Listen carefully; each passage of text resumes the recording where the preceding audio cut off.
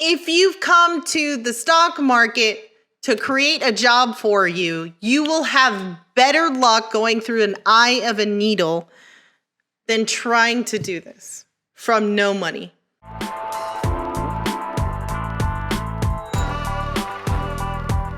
How to make profits.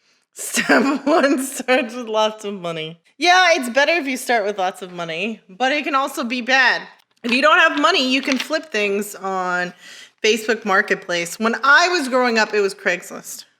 If you don't know how to buy and sell stocks, you can do it with stuff from Facebook Marketplace. It's all the same skill, guys. It is all the same skills. And you could do it with like $100, okay? If you lose $100, it's not going to destroy your life.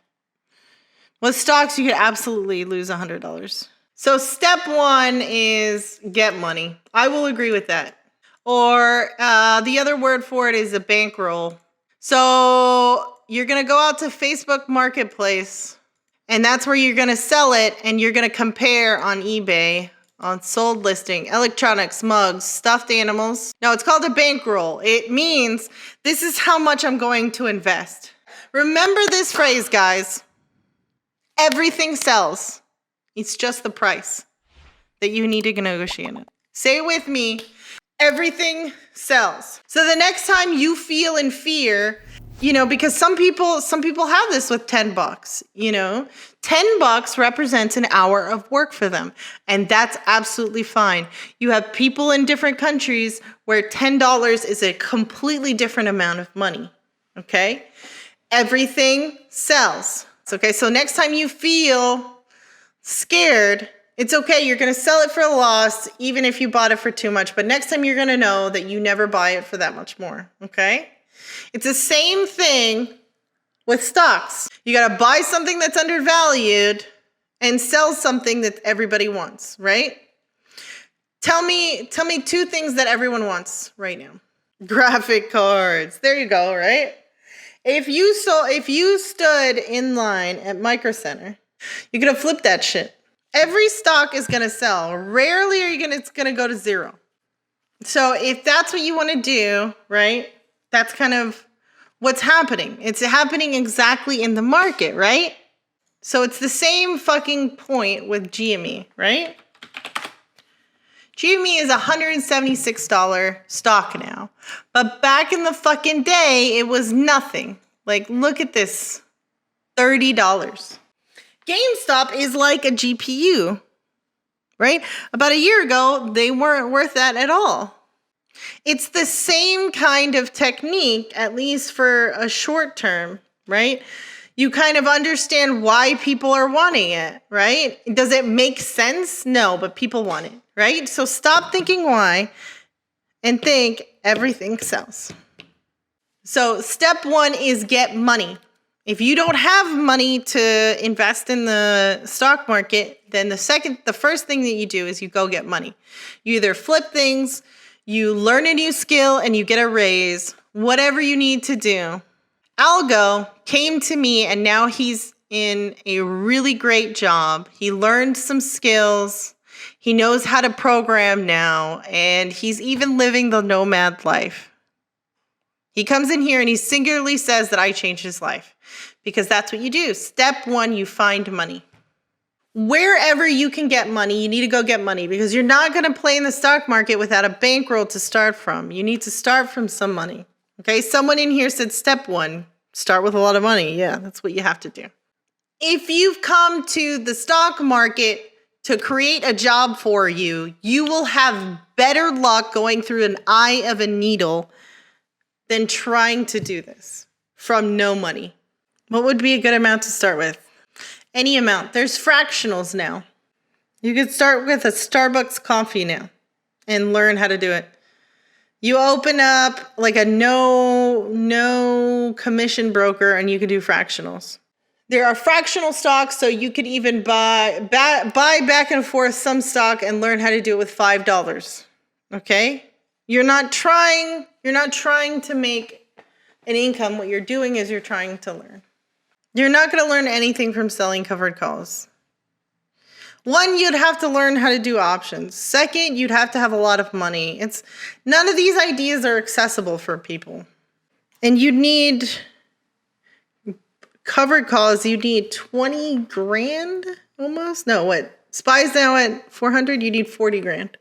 So now you get your bankroll, right? So now what we're doing is learn what an advantage is. But if you jump into step 2 with 300, it might not be worth the time and cost. But see, if you learn how to make money, you can upgrade to the stock market. Maybe you're sitting there flipping, and then every extra 300 that you don't have the ability to scale up that bankroll. Okay, look, let's say you're good with flipping, right, Mist? Let's say you make $2,000 a month with flipping. Absolutely doable. Now you have 2,000 plus the initial 300 that you started with. What are you going to do with that 2,000?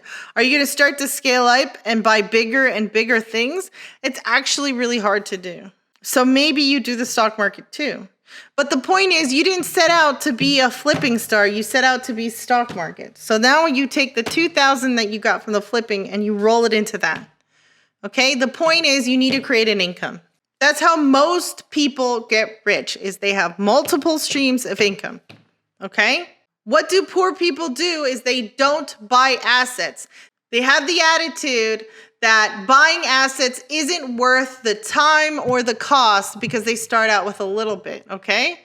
Rich people that started from nothing all started from a little bit of money.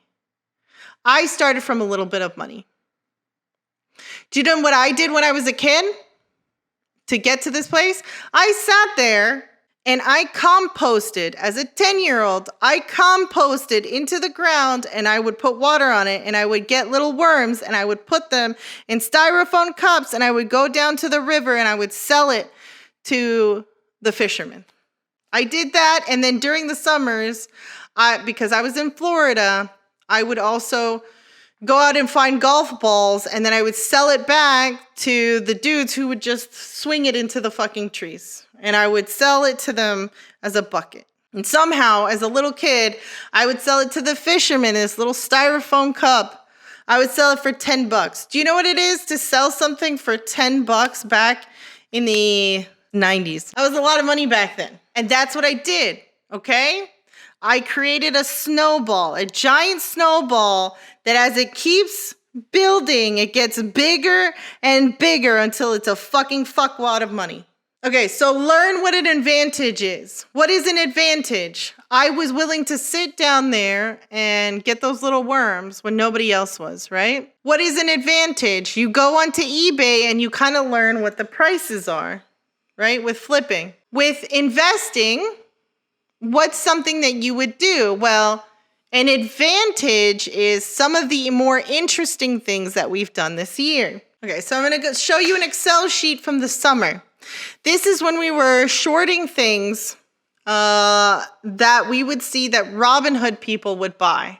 So back in the summer, there was this website that we had found that was called Robintrack. So what it would do is it would see what Robinhood people would buy, right? This is the same thing as looking into eBay and looking at sold data, right?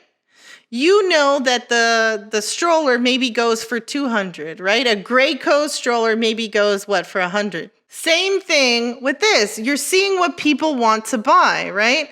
Now, this thing was shut down in August. So we were doing this in summer and we had to stop because the API shut down. Anyways, so this is the kind of information it would give you. It would show that IDEX, for example, that day had a net change of the last 4-hour period for 15,000. 15,000 people had bought IDEX. So we would match this data up with a scanner that showed which ones had gone up the most, right? And we decided that people were just buying it. And then we also look at stock twits and we realized people were just buying it because someone else, it was like popular because it was the thing to get. Not because it had any intrinsic value, but because whatever, right? Same thing with GPUs. Maybe at some point they'll calm back down, right?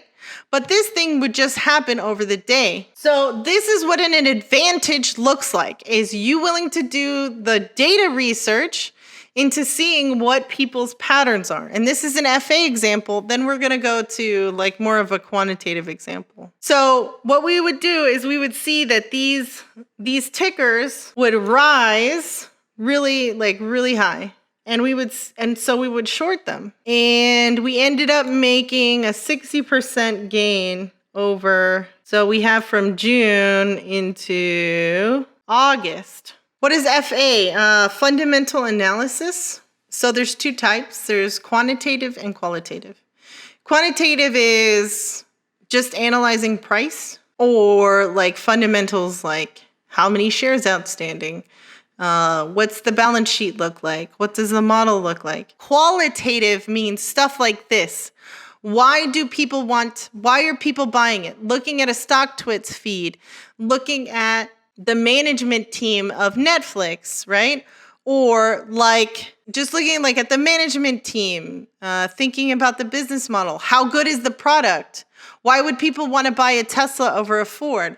Why would people want to buy an Audi over a Tesla, right? Maybe because the damn thing drives itself and nobody else has that available right now. Maybe because their assisted driving features aren't as good, right? That has nothing to do with the math of anything, right? That's just people. That's analyzing people. So think of it that way. Qualitative FA is analyzing people. Now it's crypto, right? So people are buying bullshit in crypto. So you could kind of do the same thing with crypto, most likely. People were buying penny stocks in the summer because what? They didn't fucking have anything else to do. They didn't have sports. They didn't have sports betting. So there were a ton of people that didn't know what the fuck they were doing. So what did Millennial and I do? We shorted the shit out of it. So this was us shorting dog shit, complete dog shit. Look at all these fucking names. Does anybody know what the fuck these things are? Pola, IDEX. Okay, Pola we got super fucked on, okay? We realized that we shouldn't short EV shit. And then we started to stay away from that shit. And we just started shorting the fuck out of it. And we did pretty well. This is in our P&L graph, right? And it kind of stopped working because we went on to do it without that Robintrack. So then we realized that the Robintrack website was an advantage, right? Okay, now this is where we go to Miss question is how much profit can you get from it? Well, I do not know until you test data. So what you do is you come up with a trading journal and you start to figure out, you do it with paper or you do it with a tiny amount of money that you're okay losing. I suggest papering, right? And you just do entries and exits.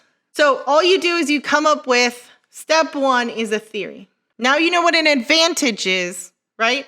You know something that everyone else doesn't. So how do you get that advantage? Do the research. If someone is offering you a strategy, it's most likely not that great. I had to switch strategies 8 times to have an edge that was really pulling down a lot of money. 8 times.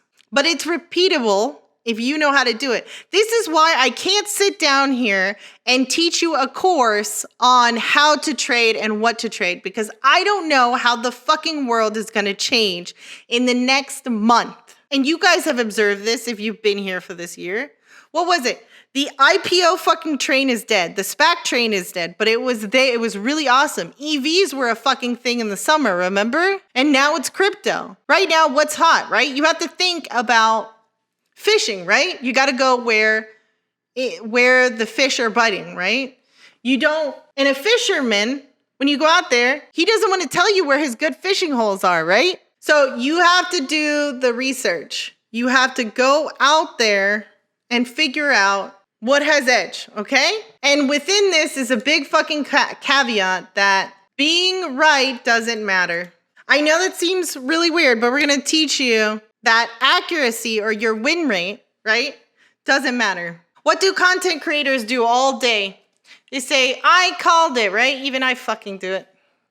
But it actually doesn't matter. How much did you make, right? Because you're going to have losses, okay? Everyone in chat, you're going to have losses. Even I'm going to write it. I love losses because you're going to have losses. That's why I got you. Well, you got to start liking them. Because if you don't have losses, you're not learning.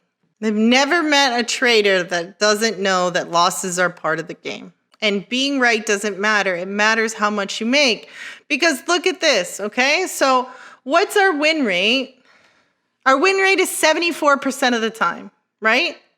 So what does that mean? Look at all these losers.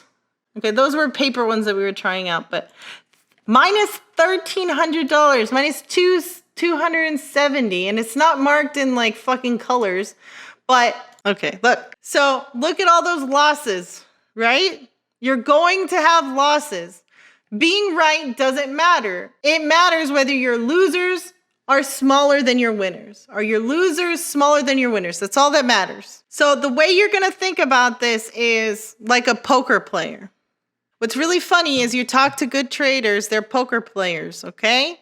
Go ask TSG if he was a poker player. A lot of them like to bet because they learn how to bet. So how do you do the research, right? You pick whatever you think your theory is and you go out there, okay? Does anyone have any questions about doing the research before I get to the next thing? Because you need to know how to bet. Because what's that question that everyone had is, when do I sell? When do I sell? Well, your research is going to tell you. So now that you've done the research, right? Let's say you've gone and so you guys don't see this because we got rid of the paper trading, but what we had done on this was we paper traded it for about 2 or 3 weeks. So basically you would have ticker entry. So you would have entry 2, 3, 4, 5, 6. Exit 2, 3, 4, 5. Okay. So let's say on Amazon, whatever. Okay. So I come up with the idea. Let's take my most recent idea that I've come up with, which was lockup expirations. Okay. So maybe you think of that lockup expiration stuff that we were doing. Oh, let me tell you what lockup is for those of you who are new. Okay. So when IPOs go live, there are certain people that cannot sell their IPO shares. So there's a certain date around 180 days after an IPO that they are allowed to sell their shares. Typically, these are millions and millions of shares. So what happens when a lot of people sell something? What happens to a price? Imagine if cryptocurrency prices went down and GPUs, what would happen to GPU prices? Drops. Yeah, you got it. Okay. So that's the same thing that I'm looking at with lockups, right? Well, and this is the research that's either going to disprove it or prove it, Hans, right? So maybe you do it on the actual lockup day, right? So you decide, I guess what your action is would be short, right? You short Amazon, and you can do this in safer ways, but you short it on the lockup day, right? So that's day 0. Then you do, or day -1, which is the day before lockup. And you paper trade this, day -2, right? And those are going to be different values for Amazon. Maybe Amazon, the lockup day, maybe Amazon is 3,000, right? That's going to be your entry. Maybe the day before it was 3,100. Maybe the 2 days before it was 3,200, right? And you keep going. Now you decide to exit maybe 10 days later. So we're going to say exit day 10. And what you're going to do is you're just going to compare this, and it's this easy. You just say day 11. Then you say day 12, day 13. Okay? Yep, Palantir fell off a roof when that lockup period ended, right? And I did a whole bunch of research, and I told people, get the fuck out of the way, right? Because they were basically selling more shares than were available to the public. It was a fucking massive lockup. So what you do is, okay, maybe on day 12, okay, and it's going to be favorable. It's not always going to be like this, okay? Maybe you disprove your idea that you're going to make money if you do lockup investing, right? So you could end up disproving the thing that you thought would make money, right? So on day 10, maybe Amazon is 2,800. So if you shorted it at 3,000, then you bought it back at 2,800, you would make money, right? You would just record the prices. That's all you do, right? Say it open. I don't know. You pick some fucking time, whatever you want. So these are your exits and these are your entries testing different scenarios. This is exactly this is what I do. We've done it on stream. We've done multiple. We did shorting. We traded off of Reddit. God, what are the wild shits? We traded SPACs. We traded IPOs. We did, I don't know, we do a whole bunch of stuff. That's the stream that and I do it live, and they're real accounts. I just fucking hate the internet, and a bunch of people are posers. God. I went and looked at YouTube, and I was just like, oh, this is garbage. You know why they can't teach you? Because they don't know. Okay, so now you got out day 13, and we're going to take off this. Okay, and so we're just going to calculate a P&L, okay? And you're going to say, okay, well, if I shorted Amazon at 3,000, you just do D2, which is 3,000 minus 2,800, right? Okay, so you can see that if we went in on lockup day and we exited on day 10, we would have made $200. And we're not going to do the whole thing. I'm going to show you an example that I did, but I want you to get and understand how you do this, right? So then you keep going down and you do all the scenarios and you put on all the data in the P&L, and you, I don't know, do Palantir, and you do the next IPO. I don't know. What are some other IPOs? A, B, and B. And you keep collecting data. Coin. Yeah, that's going to be a big lockup. RBLX for Roblox. Dash. Exactly. Okay. And now you have 7 data points. And now you have the answer to the question, when, right? Let's imagine all of these followed the same pattern, which they're not. But if Amazon was like everybody else, if it was an actual IPO, you can see that exiting earlier is better, right? Because on day 10, you make $200. On day 13, you break even, right? Because 3,000 minus 3,000 is 0. That's how you tell. You look for patterns. People are really good at patterns. What's a pattern that everyone knows about, right? Don't go to McDonald's in the middle of the night and ask for a Frosty, because the Frosty machine is always going to be broken, right? Because every fucking time you go down to the McDonald's, the Frosty machine is broken. After that Frosty machine was fucking broken for the 10th time, I never ordered another Frosty because I don't want to be disappointed. Exactly. People are very good at pattern recognition. An advantage is pattern recognition. Knowing that you just don't ask for a fucking Frosty, right? It's the same thing. You look at lockup investing and maybe you say getting out on day 10 is better. And you come in here asking me for that information. Well, you don't need to ask me. You can go find out for yourself. All you have to do is paper trade a little bit and gather the data and look for it. That's all they're doing. Now, let me show you another one that was really cool. So you want to see my work and how I do it. Okay, so this is the one that we did in December. Okay, and this template is out there, so you can copy it into Google Sheets and reuse it, right? Not my shitty template that I did in Excel, but this is a nice one. Okay, so what we did is we paper traded it, right? Look, entry, this is the result of it. This is a nice little picture graph or whatever, tracking. Let me go back to tracking. Entry at open, entry at low, entry at high, exit at open, right? And then we did different setups right here, right? And we went and calculated which one was better. And so you can see it on a pretty graph. I don't know, Stovey's really good at this stuff. I do it basic, bitch. We started this in November, and you can see, so the P&L line is 0, right? And so we started actually real trading this January 4th, and he made 50%. So he started on 1/4. If we go back to the report, we actually started researching it from November. So we paper traded it for 2 months, and then we went live on the 4th. See that? That's what you do. You say, does it make money?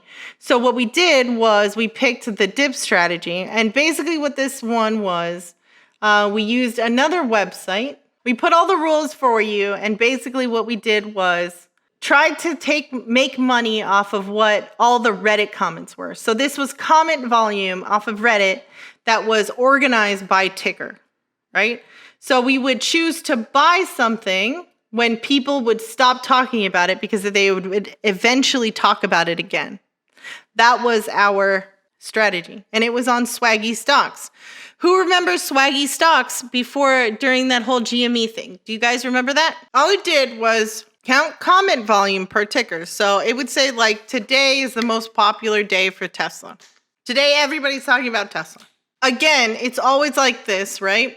When Wall Street bets got too popular and that whole GME fiasco came about, which was right about February, it started to not work. So when anything stops working is when it hits a drawdown of minus 50%. And we were just trading the dip one. But as you can see, the double one and the triple one still continue to work to this day. Although kind of flat for the last month. But at least you didn't lose your ass with that one. Usually how long is the testing period? I try to stick around 30.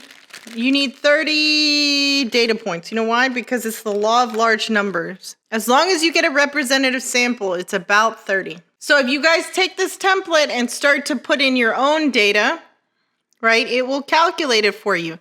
Everyone's got a Google account. You don't need to buy anything. They have this product called Sheets. And it's like working with Excel sheets. You guys are welcome to come into Discord and ask me questions. I'm in Discord a lot. I can't give recommendations to buy or sell, but I'm happy to help you with the education of it.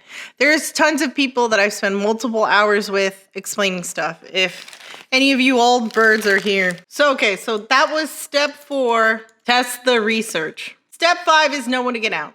When do I get out? I usually consider a strategy broken when it goes into this P&L graph where the height of your high point of your bankroll has hit this high point. So see this graph? And the sheet will calculate it for you, but we'll put it on paint. Okay, so our strategy we did was the brown line. When you hit this high point, right, if you can see the brown line, and you get this double back behavior, right? Almost to, that's 50% back down. Now this is still positive profit, right? But if it comes back down into it, that's when I say the fucking thing's done. Now what happens to a lot of people is they think that when it drops down over 50%, that they still keep trading it. You need to just leave it alone. That's when I consider, and there's a lot of evidence to this, that's when trading strategies are broken. Yeah, see, don't end up holding and hoping. Cut your losses. You made 50%. If you did your research well, most likely you're going to do well. Okay? And if it didn't do well, it's because the strategy didn't have any edge, meaning that you're probably trading something that was just random. But typically, if you follow this process, you're not going to lose a ton of money. Now, this thing could go sideways right out of the gate. It's totally possible. And my last one, step 6, dramatic pause. Repeat. That's it.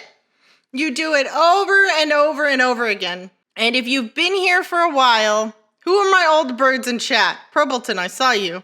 If you've seen it, you've seen us do this over and over and over again. Like on poker, over and over again. Just bet on a new strategy. Learn a new skill. That's it.